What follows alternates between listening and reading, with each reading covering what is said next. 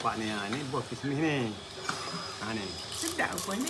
Oh, lain kali kena buat ketupat. Buat ketupat kismis. Abah promosi. Nanti ada orang buat apa? Banyak ada lagi guys. Yang kismis yang habis dulu. Yang lain banyak lagi ada. Lepas makan ketupat kismis, makan buah pelan besar dari Kuantan. Mangga. Pelan, buah mangga. Raya. Ni guys. Bukan Pak. Tai. Bun. Dengan kopot. Okey, belakang Mak makan udah apa? masak ni. Sedap ni. Betul dia udah. Ketupat sapi tamil. Ha. Ketupat sapi duduk tamil apa? Busuk jin. Ha.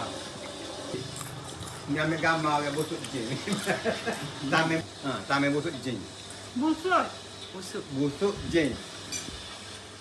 Abang nak busuk. Busuk mana pula busuk? Busuk. Busuk. Susahnya lah. T bukan K.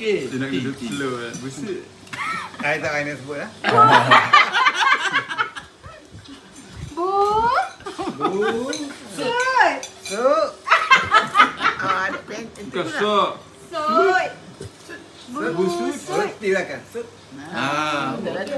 Kita sambung. Busuk. Tak berani ya. Macam ngajar. Abang cakap busuk. Lucu lah tamil sapi ya.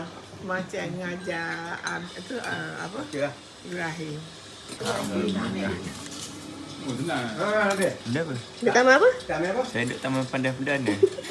Tamil apa? Pandan Perdana. Oh, pandai pedana.